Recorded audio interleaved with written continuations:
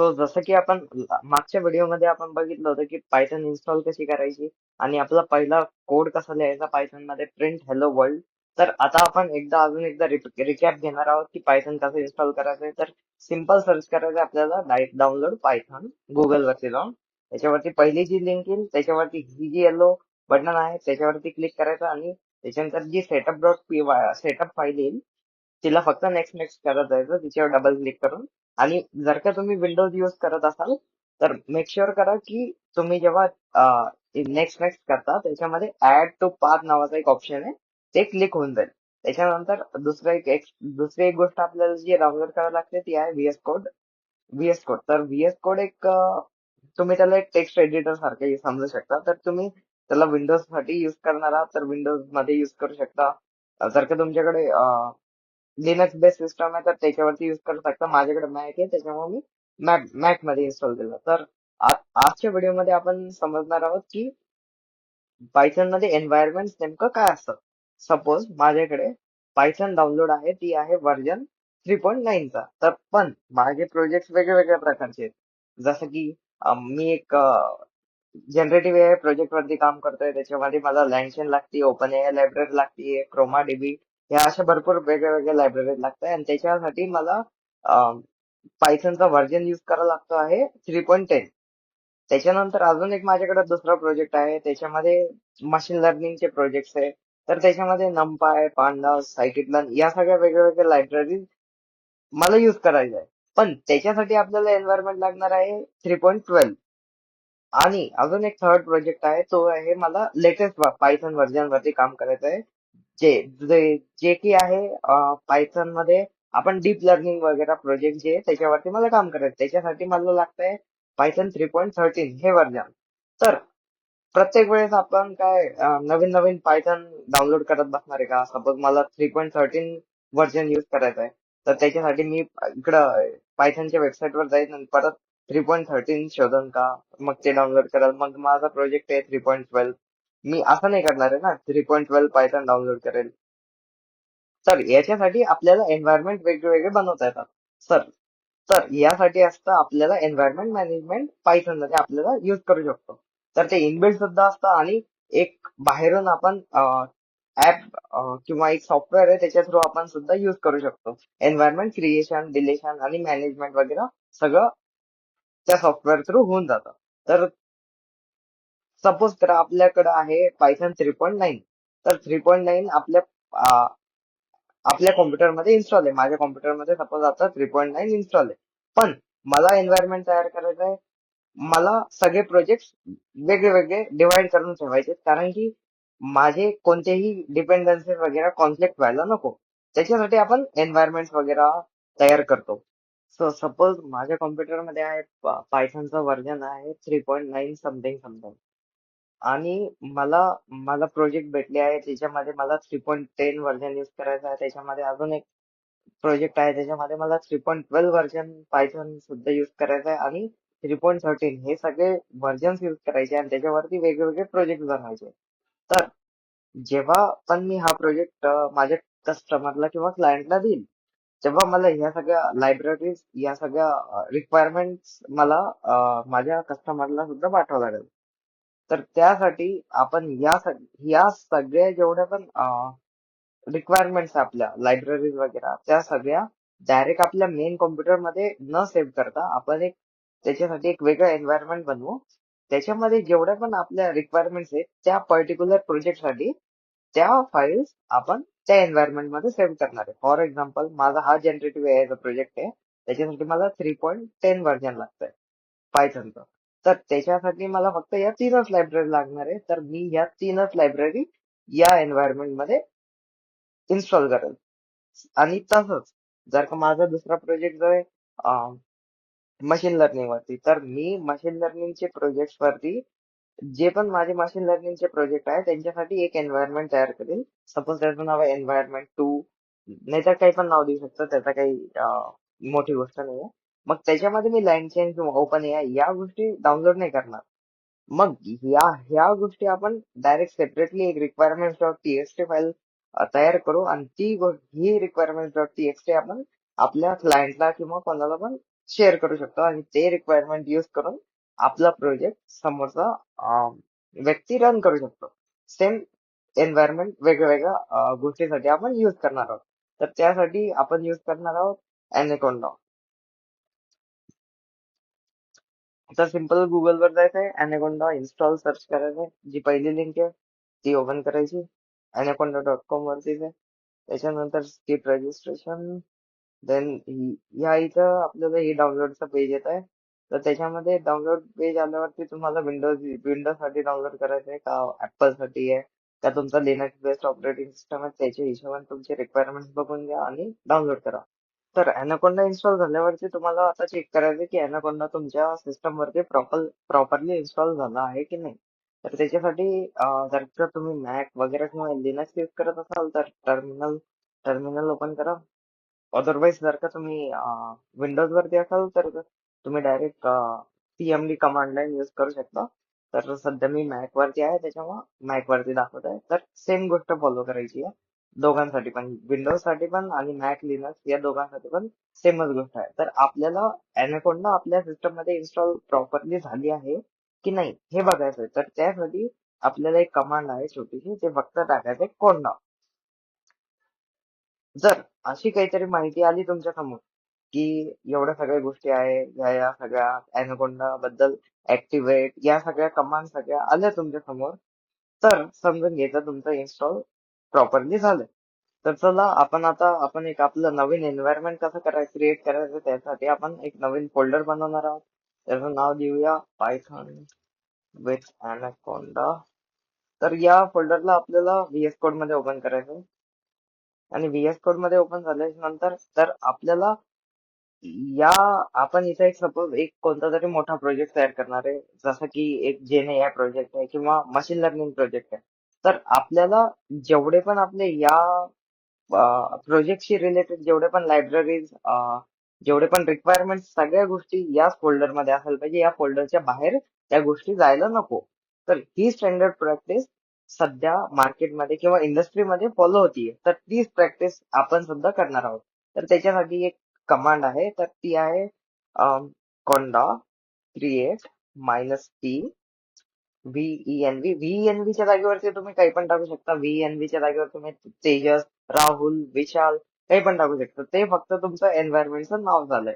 ठीक आहे. पण VENV नॉर्मली लोक युज करतात, त्याच्यासाठी VENV युज केलं पाहिजे.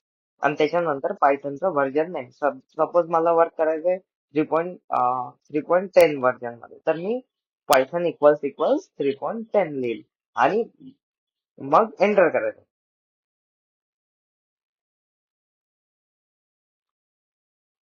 हा, मग त्याच्यामध्ये ते आपल्याला विचारेल की तुम्हाला प्रोसीड करायचं की नाही पुढे. मी म्हणेल yes I want to proceed आहे. मग एंटर मारून द्यायचं. हा, हे बघा. तर मी या इथे जे पण नाव दिलं होतं कोंडा क्रिएट -p VENV, तर हेच VENV नावाचा फोल्डर आपल्या पायथन या पायथन विथ Anaconda नावाच्या फोल्डर मध्ये तयार झाला आहे. तर या फोल्डर मध्ये जेवढे पण आपले रिक्वायरमेंट्स आहेत, जेवढ्या पण लायब्ररीज आपण इन्स्टॉल करणार आहेत, त्या सगळ्या गोष्टी या एन्व्हायरमेंट मध्ये सेव्ह होणार आहे. सध्या सध्या तुम्ही या गोष्टीकडे लक्ष नका देऊ. त्याचा फक्त एक सिंटॅक्स आहे किंवा त्याला एक रूल आहे की याच प्रकारे आपण एन्व्हायरमेंट क्रिएट करणार आहोत. हे गोष्ट लक्षात ठेवा. त्याच्यानंतर मी पुढे सांगेलच तुम्हाला कसं काय असतं त्याचा meaning. तर त्याच्यानंतर आपला एन्व्हायरमेंट क्रिएट झाला, तर आपल्याला ते एन्व्हायरमेंट ऍक्टिव्हेट करायचं.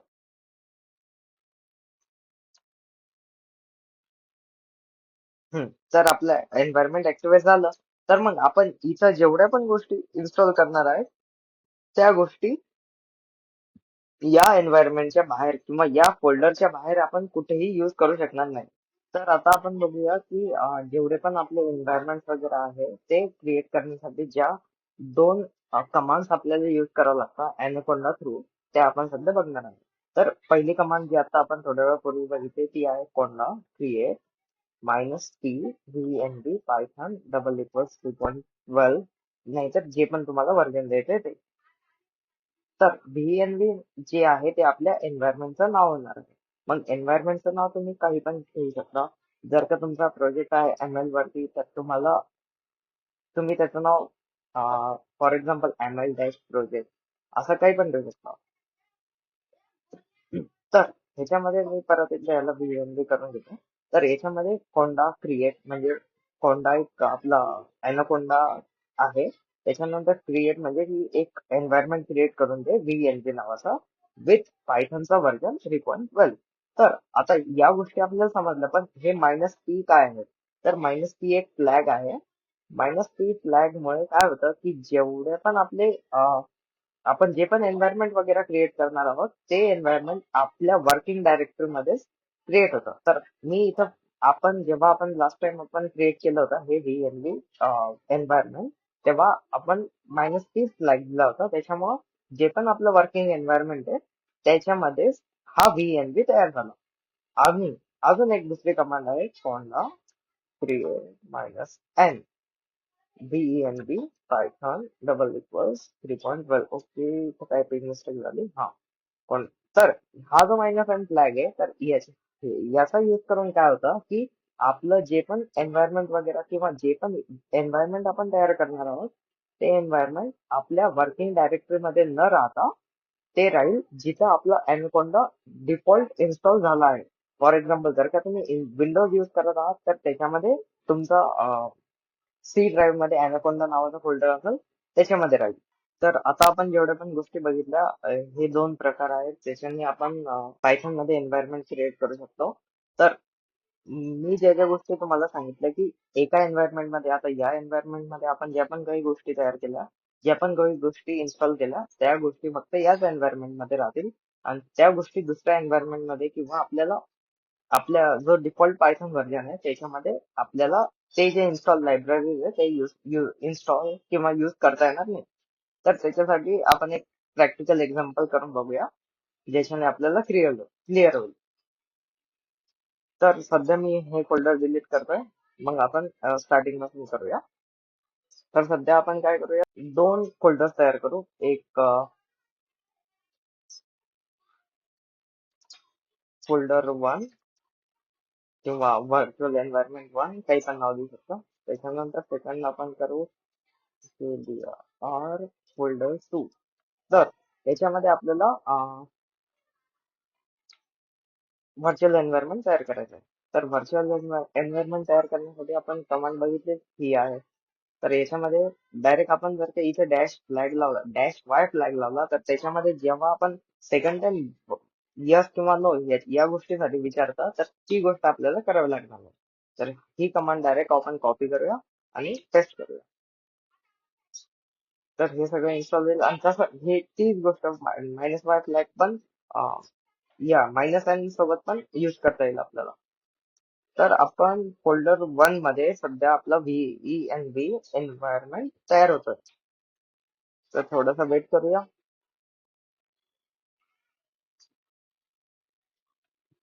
हा, तर मग जेव्हा आपलं एन्व्हायरमेंट क्रिएट झालं त्याच्यानंतरची स्टेप आहे ही जी आपली हे जे आपण एन्व्हायरमेंट क्रिएट केलं आहे त्याला आपल्याला ऍक्टिव्हेट करायचं. तर त्याला आपल्याला इथून पण ऍक्टिव्हेट करता येतं आणि त्याच्यानंतर सपोज ही कमांड गेली आपण किंवा क्लिअर केला तर याच्यामध्ये जाऊन जे पण आपल्या एन्व्हायरमेंटचं नाव आहे त्याचा कॉपी पाथ करायचा आणि त्याला इथं लिहायचं कोणला ऍक्टिव्हेट आणि कोट्स मध्ये द्यायचं, डबल कोट्स मध्ये, आणि डबल कोट्स बंद करायचं आणि झालं आपला एन्व्हायरमेंट ऍक्टिव्हेट झाला. तर याच्यामध्ये आपण सपोज केलं pip install लाईन.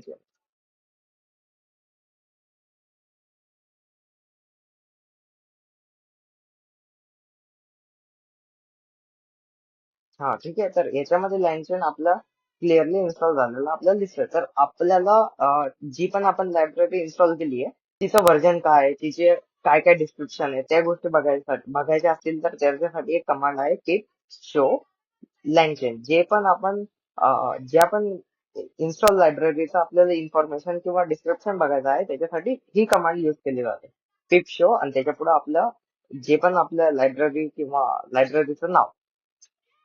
तर मग त्याच्यामध्ये आपल्याला हे डिस्क्रिप्शन भेटतं. तर या डिस्क्रिप्शन वरून आपल्याला कळतं की लँचन नावाचा जी लायब्ररी आहे ती इन्स्टॉल झालेली आहे. तर आता आपण सेम गोष्ट करूया फोल्डर 2 सोबत. तर फोल्डर 2 साठी आपल्याला परत एकदा फोल्डर 2 मध्ये जावं लागेल, तर cd change directory through to folder 2. Then after that त्याच्यानंतर आपण त्याच्यामध्ये एक व्हीएनव्ही नावाचं एन्व्हायरमेंट तयार करणार आहोत. मग व्हीएनव्ही एन्व्हायरमेंट तयार व्हायला हे थोडासा वेळ घेईल आणखी.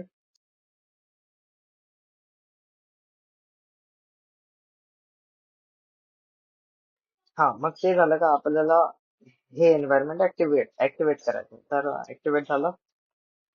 तर आता आपण काय केलं होतं, जस्ट नाव आपण फोल्डर 1 मध्ये जे व्हर्च्युअल एन्व्हायरमेंट होतं त्याच्यामध्ये आपण काय इन्स्टॉल केलं होतं, लँग्वेज. तर तेच बघायचं आहे आपल्याला की फोल्डर 2 मध्ये आपल्याला लँग्वेज नावाचा लायब्ररी इन्स्टॉल झालेली आहे की नाही ते दिसेल का. Show language, speak show language. हा, तर मग पॅकेज नॉट फाउंड हे एरर आला. तर याच्यानेच आपल्याला काय कळतंय की एन्व्हायरमेंट काय करतंय की प्रत्येक वेगळे वेगळे जेवढे पण प्रोजेक्ट्स आहे तुमचे, जेवढे पण पायथनचे प्रोजेक्ट्स आहे, त्यांच्यामधले जेवढे पण रिक्वायर्ड लायब्ररीज, मॉड्यूल्स, ह्या सगळ्या गोष्टी एका व्हर्च्युअल एन्व्हायरमेंट मध्ये सेव्ह करून ठेवतात. तर ते फक्त आपण त्या फोल्डर थ्रू ऍक्सेस करू शकतो. तर सपोज आता इथं आपण सपोज इन्स्टॉल केलं pip install maybe Python dot ENV. तर डॉट इएनव्ही ही एक लायब्ररी आहे. ती आपल्याला डॉट इएनव्ही फाईल सोबत जे पण आपले क्रेडेन्शियल वगैरे आहे, इम्पॉर्टंट गोष्टी, त्यांना सिक्युअरली हँडल करण्यासाठी मदत करते. तर आपण ही इन्स्टॉल झाली आहे आपली पायथन डॉट इएनव्ही लायब्ररी. तर आपण तिथं बघूया डिस्क्रिप्शन. तर पिप show Python dash dot ENV. तर इथं आपल्याला सगळी इन्फॉर्मेशन आली, ठीक आहे.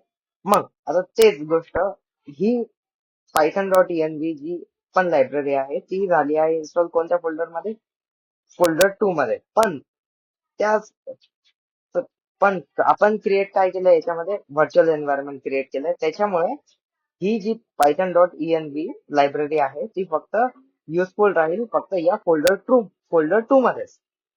तर आता आपण परत फोल्डर 1 मध्ये जाऊया, तिथं टाईप करून बघूया की जी पण पायथन डॉट इएनव्ही आपण फोल्डर 2 मध्ये इन्स्टॉल केली ती फोल्डर 1 मध्ये आपल्याला भेटेल का. पिप शो पायथन डॅश डॉट इएनव्ही.